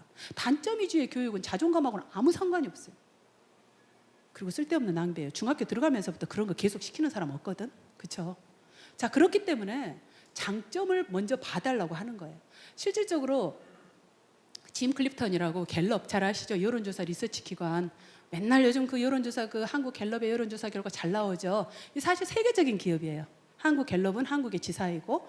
자, 여기에 이 회장 이분이요. 사실 어렸을 때 주의력 결핍장, 어렸을 때가 아니라 이분은 주의력 결핍장애가 있는 분이래요. 그래가지고 그 공부하는 게 너무 힘들었대요.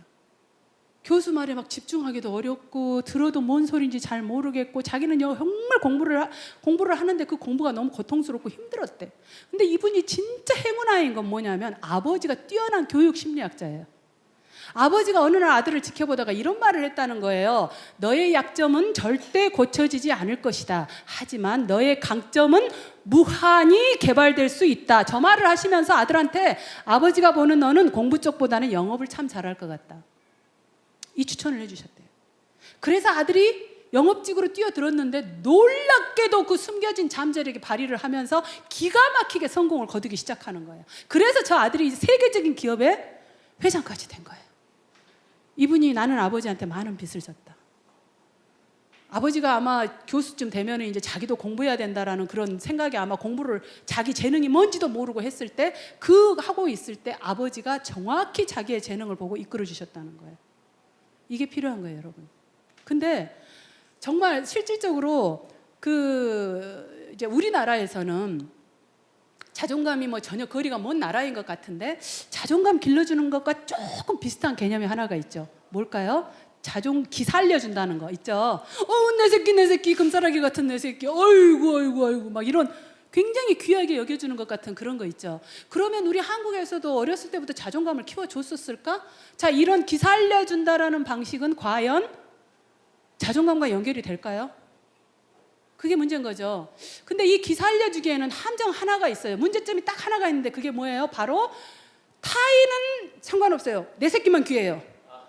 딱 내 새끼만. 그렇죠? 그래서 남한테 민폐를 끼치든 말든 심지어는 그 어린아이가 막 그냥 감자탕집 같은 데서 막 보글보글 끓고 있는데 막 뛰어다니면 어머머 얘야 위험해 조금 그거 뛰지 말고 위험해 뜨거운 거 큰일 나 막 하면은 왜 남의 기를 죽이고 그러세요? 자기 애는 잘 키우시지? 막 이러면서 되게 싫어하는 사람 있어요. 진짜 그런 개념 없는 엄마들이 있어요. 남의 기 죽이지 마세요. 이러는 사람 있어요. 자, 그러면 이 아이는 자존감이 강할까요? 타인은 상관없고 나만 내 새끼만 귀하다. 요거는 자존감하고 연결이 될까요? 여러분 심각한 문제점이 뭐냐면 이 아이는 부모가 방패가 돼주는 한에서는 그럴 수도 있어요.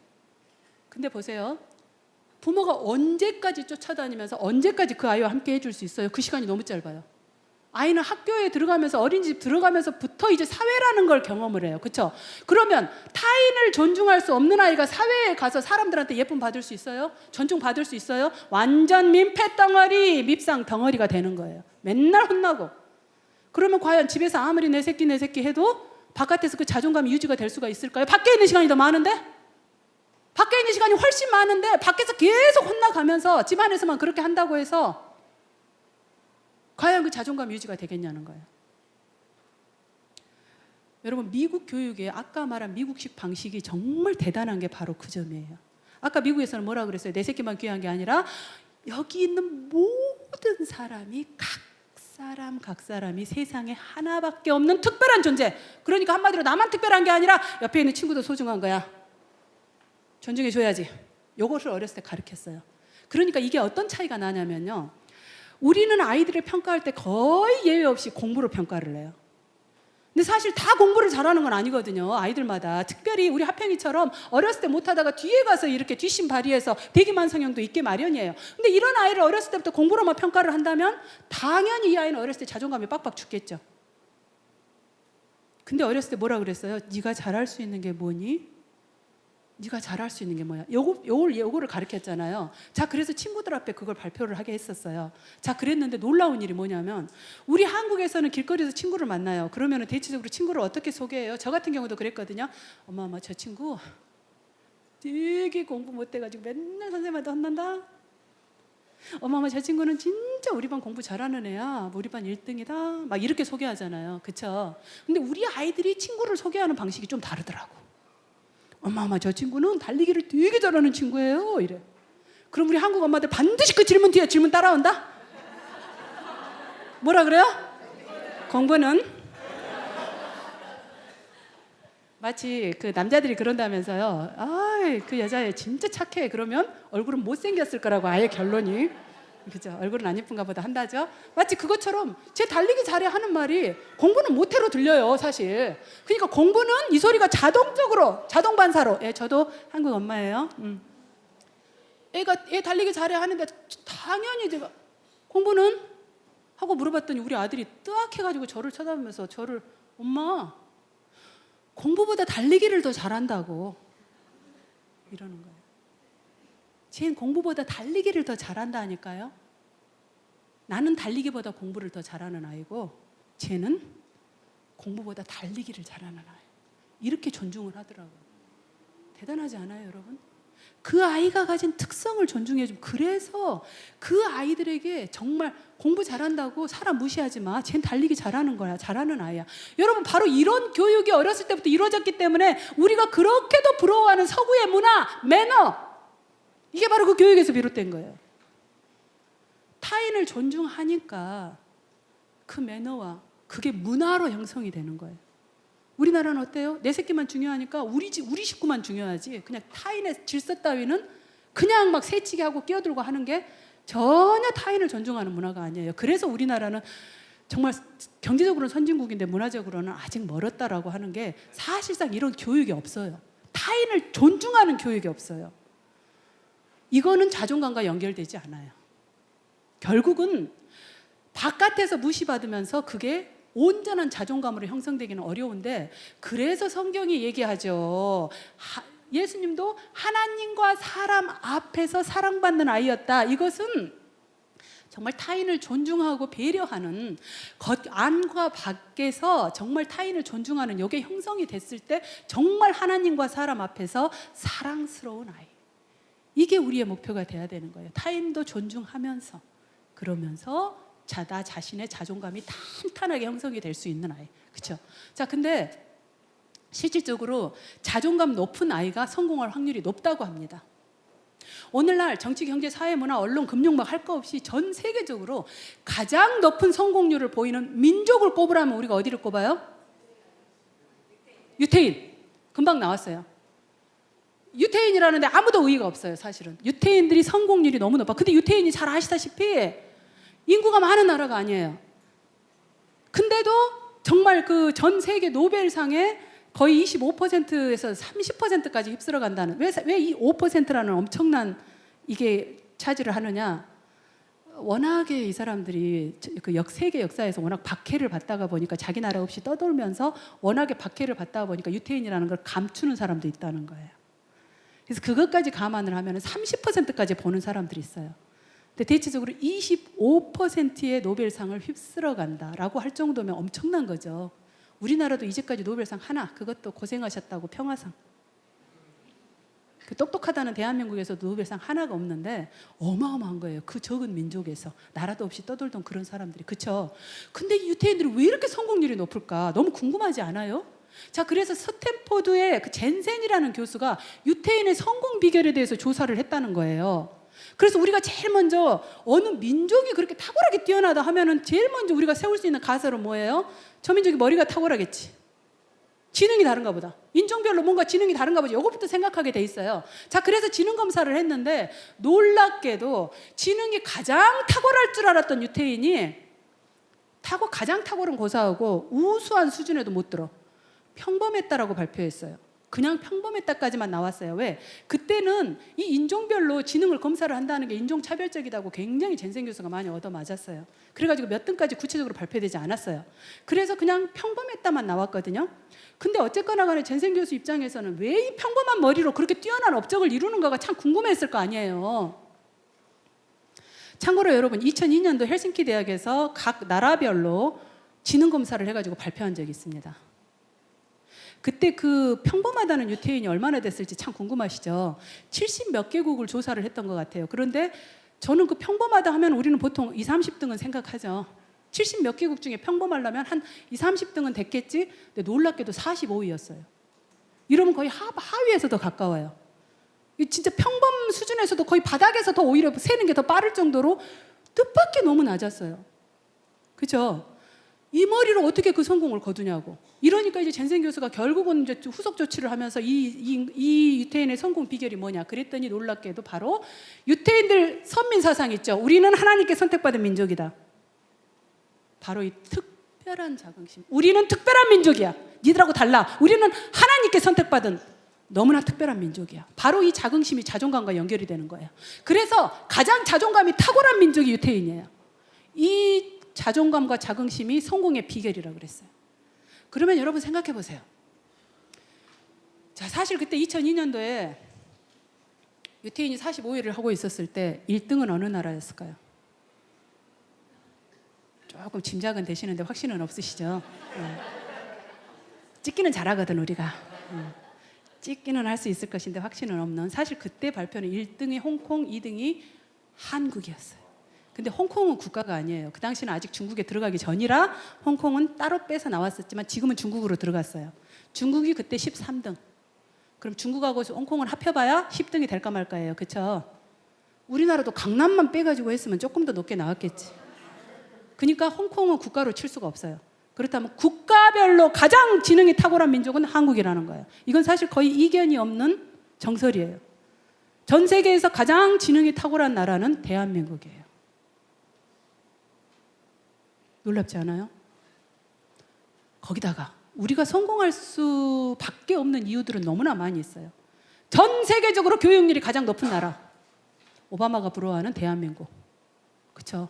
어느 나라를 막론하고 막 기러기 가족을 불사하면서 부모가 자기 인생 포기하고 자식 교육에 올인하는 그런 나라 없어요. 이렇게 교육에 올인하는 이런 나라 없어요. 교육열 1위, 압도적으로 이견이 없는 1위 대한민국이에요. 지능 1위, 교육열 1위. 거기에다가 공부하는 시간. 여러분 혹시 제 연령대 그런 제 나이 이상의 분들은 혹시 기억하실 거예요. 옛날에는 텔레비에서 한국 자체 제작 프로그램이 별로 없어가지고 외국 프로그램을 자꾸 번안해가지고 외국 프로그램 더빙해서 자꾸 보여줄 때가 있었어요. 그때 이제 믿거나 말거나라는 프로그램이 있었어요. 이 믿거나 말거나라는 게 이제 오리지널이 빌리버와 낫이라는 외국 프로그램인데 그게 이제 전 세계에서 이거 실화야? 하는 그런 것들을 보여주는 거예요. 이거 진짜 실화야? 하는 것들을 촬영해서 보여주면서 그 프로그램은 항상 마지막에 믿거나 말거나 이렇게 끝나요. 거기에 대한민국의 야자가 나왔대요. 그때는 연교시도 있었죠. 연교시도 있어서 그래서 아침에 대한민국의 아이들은 이렇게 해 뜨기 전에 학교를 가가지고 이 캄캄할 때 그 밤중에 그 불야성을 이룬 학교 그 불 다 켜져 있는 그 학교를 보여주면서 새벽부터 나가서 이 밤중까지 이렇게 공부를 한다. 믿거나 말거나. 믿을 수 없는 사실이에요. 이거는 뭐 점수 1, 2점 차이 1시간, 2시간 차이가 아니에요. 북유럽의 2배랍니다. 공부하는 시간이. 그럼 여러분 생각해 보세요. 지능 1위. 교육열 1위, 공부하는 시간 압도적인 1위. 우리가 성공 못할 이유가 뭐가 있어요? 성공 못할 이유가 하나 있죠. 외모 만족도 검사 바닥에서 2위. 그리고 OECD 국가 중에 아이들이 가장 불행한 나라 대한민국. 아시죠? 아이들이 가장 불행한 나라. 왜 아이들이 불행할까요? 우리가 가난해서요? 못 먹어서요? 대한민국 선진국이에요. 아이들에게 압도적으로 그렇게 투자하고 아이들의 필요한 것 모든 거 채워주면서 그렇게 키우는 나라에 왜 아이들이 불행해요? 부모들의 잘못된 기대 때문에. 그 아이의 성품대로, 그 아이의 재능대로 자라지를 못하고 그 아이를 부모의 생각대로 뜯어 고치려고 하고 부모의 계획대로 그 아이의 행복은, 궁극적인 행복은 무시해버리는, 아이들을 노엽게 하지 말아야 되는데 아이들이 노여워하는 것은 다 너 잘 되라고 그러는 거야. 남들 다 하는데 어쩌겠니? 이렇게 하면서 아이를 끝끝내 불행하게 만드는 나라가 대한민국이에요. 여러분, 특별히 우리 크리스찬들. 우리 크리스찬은요, 유태인보다, 아까 그 조건만으로도 충분한데 우리 크리스찬은요, 유태인이 가진 조건을 다 가졌어요. 우리는 하나님의 자녀예요. 유태인만 선택받은 민족이 아니죠. 우리는 하나님의 형상으로 지음받은 하나님의 자녀예요. 하나님께서 우리를 자녀 삼기 위해서 하나밖에 없는 아들을 십자가에 못 박아 죽이시고 우리를 자녀로 삼으셨어요. 그렇게 소중하게 여기는, 그렇게 사랑하는 존재예요, 우리가. 하나님이 실패가 있으신 분이에요? 우리 인간에게 실패작이라는 게 있을 수 있을까요? 없어요. 우리 인간이 실패작이 있다는 건 하나님을 부인하는 거예요. 하나님은 실패가 없으신 분입니다. 우리 모든 인간의 실패작이라는 건 있을 수 없어요. 내 인생은 망했다, 나는 실패작이다, 결코 그런 생각하지 마세요. 여러분 모두가 이 세상에 하나님께서 너무나 사랑하시는 너무나 특별한 존재들이에요. 내 아들, 내 아이만 하나님의 자녀가 아니라 나도 하나님의 자녀예요. 하나님께서 특별하게 지으신 너무나 사랑하는 존재. 사실은 제가 오늘 시간이 없어서 제 낮은 자존감을 어떻게 극복했는지 그 방법까지 제가 알려드리지는 못해요. 시간이 없어. 30분을 사실 더 해야 돼요, 그러려면. 하지만 내가 사실은, 나는 항상 별 볼 일 없는 아이, 나는 쓸모없는 아이. 여러분, 이게 신앙생활에까지 영향을 미쳐요. 제가 미국 가서 사람들 보고 놀란 거예요. 우리 한국 사람들은 거의 대부분 이렇게 비교를 하더라고요. 한국은 부활절이 되면 사람들이 막 운대. 예수님께서 나를 위해서 죽으셨어, 막 이러면서 막 운대요. 근데 미국 사람들은요, 막 부활절에 춤춰요. 할렐루야! 막 구원받았네. 참 이상하게 관점이 그렇게 달라요. 미국 사람들은 막 교회를 오면 춤춰요, 막 그냥. 근데 한국 사람들은 굉장히 경건하죠. 그러면서 눈물 찔찔 흘리면, 사실 저도 그랬어. 왜냐하면 제가 맨 처음에요, 남편이 전도를 했을 때 세례를 받으래요. 처음에 이제 또 너무 이제 좋아서 이렇게 성경을 보고 막 하는데 남편이 어느 날 이제 학습을 받고 세례를 받으래. 하나님의 자녀가 되는 거래, 그게. 근데 그 순간에 제가 남편한테 뭐라 그랬는 줄 알아요? 난 그냥 교회만 다닐게, 세례는 안 받을 거야, 이랬어요. 왜 그랬을까? 내가 그랬어요. 나는 우리 엄마 자녀로도 나는 부족한 사람이야. 내가 어떻게 하나님의 자녀가 돼? 나는 그 어마어마한 하나님의 자녀라는 그게 제가 와닿지가 않았어요. 우리 엄마도 내가 잘할 때만 인정해주고 못할 때 저거 아무짝에 쓸모없는 거 이랬기 때문에 나 같은 사람이 어떻게 하나님의 자녀냐는 거예요, 내가. 그랬더니 그때 우리 남편이 그랬어요. 네가 잘해서 자녀 삼아주는 게 아니야. 하나님은 네 모습 그대로 너를 사랑하셔. 제가 그 소리 듣고 넘어졌잖아요. 지금 내 모습 이대로, 내 부족한 거 그대로 아신대.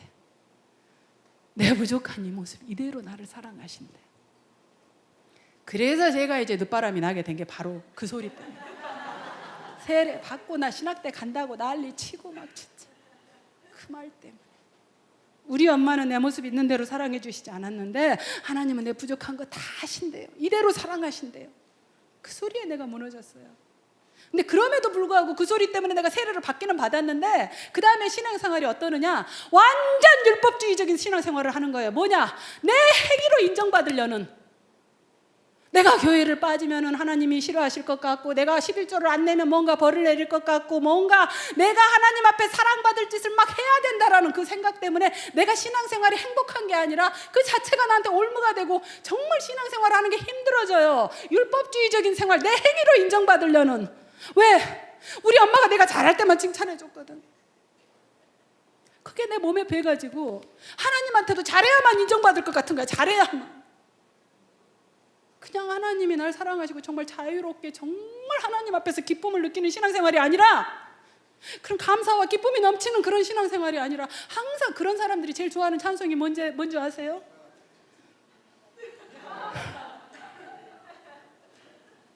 아, 하나님의 은혜로 이 쓸데없는 자 왜 구속하여 주는지 나는 알 수 없도다.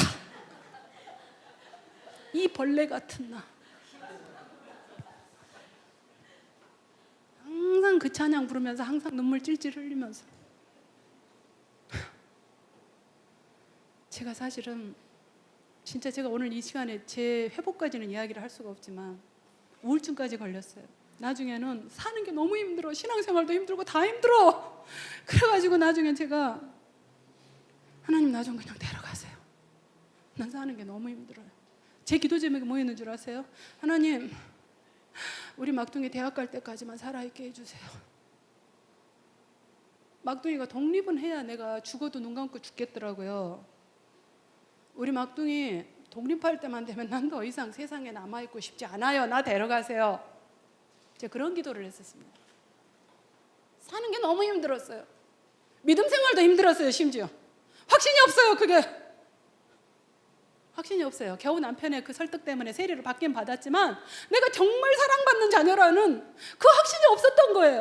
항상 나는 부족했던 거예요. 내 자신이 부족해서 내 자신이 나를 인정하지 않으니까 나 그냥 데려가세요. 난 사는 게 너무 힘들어요. 나중에 우울증 걸려가지고 정말 어떻게 하면 자살로 안 보이고 죽을까? 수면제를 먹기 시작했어요. 가장 독한 처방전으로 있어야만 받을 수 있는 수면제, 그걸 모으기 시작했어요. 어떻게 하면 자살로 안 보이고 죽을까? 이 정도가 되니까 내가 이러다가 이렇게 죽으면 자식들 교육시킨 게 뭐가 되고 우리 자식들은 막 이런 생각이 들잖아요. 얘들도 힘들면은 나처럼 그냥 죽어서 끝내면 되겠구나. 이건 교육이 아니다. 살아야겠다는 생각이 그때서 들어서 살기 위해서 상담가를 찾아갔어요. 이제 막 남편하고는 이혼한다고 싸우고 그냥 힘드니까 이제 온갖 게 다 싫은 거야. 사는 게. 남편한테는 이혼한다고 막 싸우고 난리 나고. 상담가를 찾아갔더니 결국 상담가가 제일 먼저 하는 소리가 눈을 감고 어린 시절을 한번 생각해 보세요. 어떤 모습이 가장 먼저 떠올라요? 이런 얘기를 하는 거예요. 제가 눈을 감고 어린 시절을 생각하는데 사실 그동안 사느라고 먹고 사느라고 한 번도 그런 생각을 해본 적이 없이 살았던 거죠. 근데 그걸 딱 눈을 감고 생각하는데 제가 눈을 감고 생각했던 그 장면이 뭐였냐면 조그맣고 약한 어린아이가 한밤중에 방귀퉁에서 깜깜한 방에서 혼자 울고 있는 그 모습이 떠올랐어요. 여러분 저희 집이 가난해서 그 옛날 그 초가집 그런 집에서 창호지 문, 여러분 창호지 바른 문은요 겨울에 막 삭풍 불고 바람 심하게 불면은요 이 창호지가 바람에 막 흔들리는 소리가 되게 기분 나쁜 기묘한 소리가 나요. 되게 밤중에 그 소리 들으면 무서워서 깨는데 공포스러워요 그 소리가. 그래서 밤중에 너무 무서워서 깼는데 무서우면 우리가 엄마 옆에 가서 엄마 무서워 하고 엄마 옆에 좀 안길 수 있어야 되는데 나는 엄마도 무서웠어. 귀신만 무서운 게 아니야. 아예 한 번쯤은 해봤겠지. 엄마 무서워 해봤겠지 나도. 사실 엄마보다도 나는 아빠가 덜 했어요. 그래서 나는 아빠한테 갔어요. 아빠 무서워. 그랬더니 우리 아빠가 뭘 했는 줄 알아요? 귀신 같은 거 없어야. 호랭이 물어볼까 그러냐? 그런 거 없어. 걱정하지 말고 자. 이랬어요. 지금 내가 두려울 때 그 두려움을 안아주고 그대로 아이의 두려움을 그대로 받아주면서 괜찮아 엄마가 옆에서 지켜줄게. 이랬던 존재가 저한테 없었어요. 그래서 밤중이 되면 해가 뜨기만을 기다리면서 무서워서 방귀퉁에서 그렇게 울고 있었어요. 거기서부터 이제 제 문제를 발견하기 시작한 거예요. 어린 시절의 상처가 정말 평생에 나한테 어떤 자존감에 영향을 미쳤는지 정말 그거를 그때부터 제가 깨닫게 된 거예요. 그래서 오늘 강의가 사실은 나오게 된 거예요. 제가 정말 그리고 나서야 제가 하나님이 나를 사랑하셨다. 제가 깨달은 말이 뭐였냐면요. 여러분 성경을 우리가 예수님께서 성경을 딱 요약해서 해주신 말씀 하나가 있죠. 요약하면 뭐예요? 하나님을 사랑하고 내 이웃을 사랑하라예요. 그렇죠? 근데 내 이웃을 사랑하라가 중간에 껴있는 말이 있죠. 내 이웃을 내 몸과 같이 사랑하라예요. 근데 저는 그 말을 무시했어요. 그 말을 정말 나를 사랑하듯이 남을 사랑하라, 그만큼 사랑해라로만 해석을 했어요. 근데 제가 자존감의 문제를 인식하면서부터 그 문구가 달리 보였어요. 그 말은요, 다른 사람을 사랑하라가 나를 사랑하는 게 기본 전제로 깔려 있는 거예요. 나 하나님한테 특별한 존재예요. 나를 사랑하고, 그리고 나를 사랑하듯이 남을 사랑하라는 거예요. 근데 나는 사랑하지 않고, 나는 쓸모없는 존재, 나는 이렇게 무시하면서 정작 내 인생을 제일 힘들게 한 건 나 자신이었더라는 거예요. 나를 가장 학대한 건 내 자신이었어요. 내가 나를 사랑하지 않았던 거예요. 어렸을 때 물론 엄마한테 저거 쓸모없는 거, 저거 쓸모없는 거, 거기에 세뇌당해서 그랬지만은 나이 50이 다 되도록 나는 내 자신을 사랑하지 않았더라고. 항상 나는 부족하고 나는 완벽하지 않은 존재이기 때문에 나는 항상 모자란 존재. 난 그렇게 내 자신을 그렇게 평가하고 있었더라고. 그때 그거 깨닫고 나서요, 하나님이 나를 얼마나 사랑하시는지, 정말 우리가 너무나 비상적으로 듣던 예수님이 나를 위해 죽으셨어요, 이런 말이 그때서야 저한테 제대로 와닿았어요. 예수님이 나를 위해서 죽었다라는 말이 그때서야 무슨 말인지, 하나님이 하나밖에 없는 독생자를 내주면서 나를 자녀 삼아 주시기 위해서 하나님이 나를 얼마나 사랑하는지, 하나님이 그렇게 사랑하고 예수님과 맞바꾼 존재를 내가 미워하고 있었더라고. 내가 저 그때요 정말 떼굴떼굴 구르면서 회개했어요. 제가 하나님 잘못했어요. 하나님이 이렇게 사랑하는 내 존재를 내가 얼마나 학대하고 얼마나 내가 나를 미워했는지, 내가 얼마나 하나님 앞에 소중한 존재인지 내가 이걸 그때까지 모르고 저 그 사실을 회개했어요. 거기서부터 제 출발이 시작된 거예요. 저 사실 자살을 생각했을 그때 제가 정말 살아야겠다는 생각으로 뒤진 게, 공교롭게 하나님께서 저를 하이패밀리라는 가정사역 기관으로 인도를 해주셨어요. 공교롭게 저는 이제 그때 막 남편하고 이혼을 하니 많이 막 싸우고 있었거든요. 그만 살고 싶은데 남편도 보기 싫고 막 남편 때문에 이렇게 된 것 같고, 이제 막 사실 사람이라는 게 그래요. 이게 동전의 양면과 같은 거예요. 이제까지 믿음이 없어지면 모든 판단이 완벽하게 바뀌어요. 내가 이제까지 믿음이 있었을 때는 남편의 그 소신이 정말 믿음으로 보였었고, 정말 남편이 정말 성경적이고 정말 믿음이 있고 이렇게 보였는데요, 정말 그 믿음으로 정말 그 길을 가는, 꿋꿋하게 가는 정말 그런 멋있는 남자로 보였었는데, 내가 우울증에 걸리면서 믿음이 딱 사라지면서부터요, 우리 남편이 이렇게 이기적이고 저밖에 모르고 저 하고 싶은 일만 하고 이렇게 되는 거예요. 사실 제 남편이 내가 힘들 때 진짜 뭘 하는 줄 알아요? 이렇게 제가 밥을 굶고 앉아있는데 쌀이 2주일 후에 사례비가 나오는데 쌀이 일주일분밖에 없어요. 그러면 내 입장에서는 남편 상처받을까 봐서 몰래 남편한테 거짓말해가면서 진짜 쌀이 없다는 소리를 안 하고 배가 안 고파, 소화가 안 되네, 막 이러면서 나는 끼니를 몰래 굶기 시작을 한 거예요. 그래야 2주를 버티고 쌀이 버티니까. 자, 근데 우리 남편은 그걸 모르고 밥을 먹다가 어느 날 쌀이 없다라는 걸 알게 됐어요, 공교롭게. 자, 그래가지고 우리 남편이 저한테 물었어요. 쌀이 없어서 안 먹은 거야? 그럼 어떡해? 저는 집안에 안 믿는 사람이잖아요. 안 믿는 사람한테 손 벌리기 싫더라고. 왜? 하나님이 저런 거리가 될까 봐. 왜? 니 믿는 하나님은 뭐한데? 쌀이 떨어졌는데 쌀도 주셔야지. 이런 소리 듣는 게 싫었어요. 그래서 정말 안 믿는 사람한테 손을 내밀고 싶지 않았어요. 근데 하나님이 쌀을 떨고 막 갑자기 채워주시진 않더라고. 내가 믿는다고 해서 막 갑자기 돈다발 떨어지거나 이런 일이 없기는 했어요. 남편이 그 사실을 알고 나서 저한테 진짜 당신 고생 많다, 가난한 남편 만나서 진짜 당신 수고가 많다, 미안하다, 나 이럴 줄 알았지. 우리 남편이요, 얼마나 믿음이 없으면 내일 걱정 내일 하라 그랬는데 2주 이후에 걱정을 하느라고 벌써부터 굶어.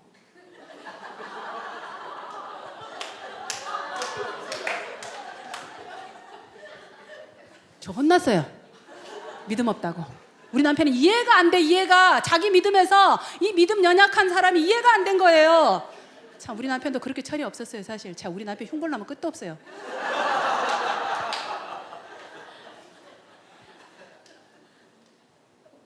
우리 남편한테 명색이 대학 교수고 목사인데 흉봐도 되냐 그랬더니, 명색이 대학 교수고 목사인 나도 이렇게 사는데 나도 이렇게 부족한데 다른 사람 오죽하겠냐. 해라. 괜찮다. 감출 거 없다. 나도 이렇게 부족한 인간이다. 제가 그래서 이렇게 홍보해요. 제가 이렇게 고생하는데 남편이 고생한다고 말을 하는 게 아니라 당신 참 힘들지. 수고했지. 나 그 소리 듣고 싶잖아. 근데 우리 남편 뭐라 했는 줄 알아요? 하늘에서 당신 상급이 클 거야. 이래.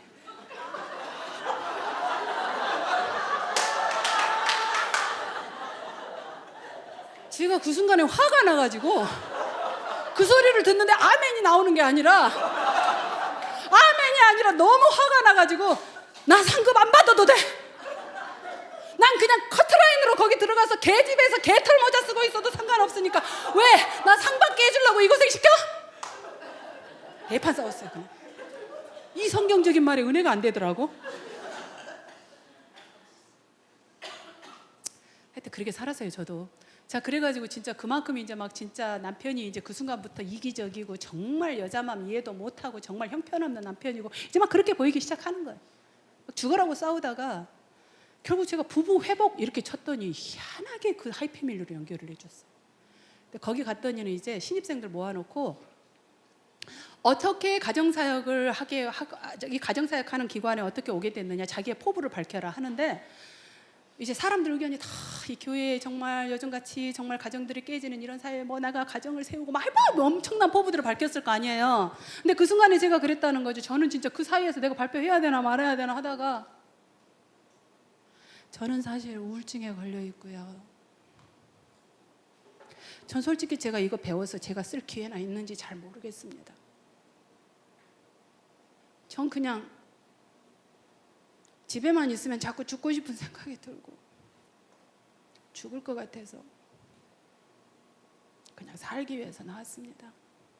살고 싶어서 뭔가 나와야 될 것 같아서 뭔가 해야 될 것 같아서 내가 이거 배워서 쓸 기회가 있을지 없을지 난 잘 모르겠습니다.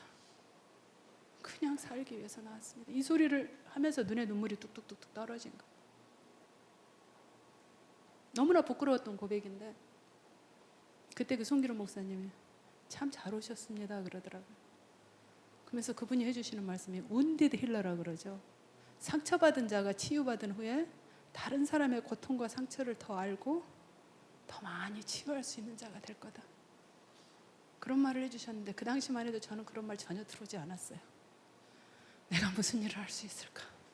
죽지 않고 살아나 있으면 다행이지.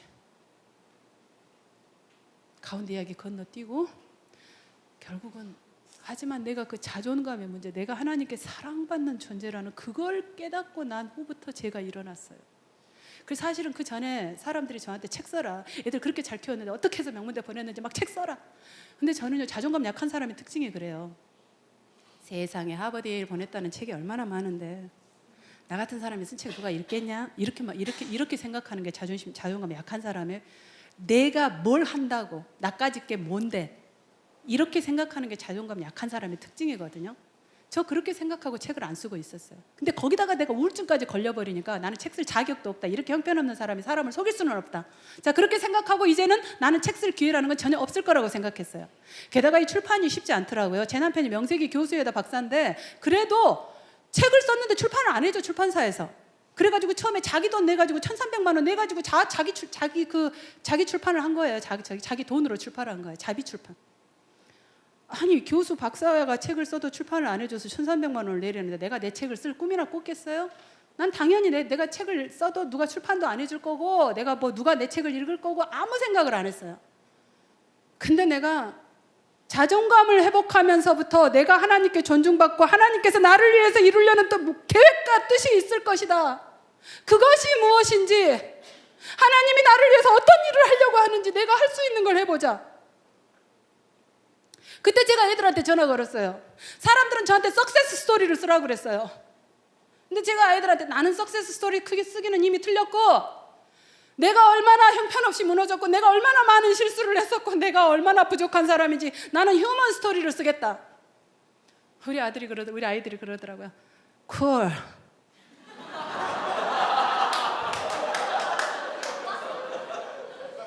엄마 그게 훨씬 멋져 보이는데? 그게 훨씬 멋질 것 같은데 석세스 스토리 재수 없지 않아? 그런 거 하지 말고 휴먼 스토리가 훨씬 멋있을 것 같아요. 네, 저는 방송국에 나가서 50분짜리 인터뷰를 하면서도 제가 우울증에 걸렸던 저는 이런 사람입니다. 이제는 나같이 부족한 사람을 하나님이 쓰고 계십니다. 하나님께서는 나를 위해서 이루고자 하는 뜻이 있으셨고, 나는 오늘날 하나님께서 그 뜻대로 나 같은 사람도 쓰고 계십니다. 이걸 강의하고 다닙니다.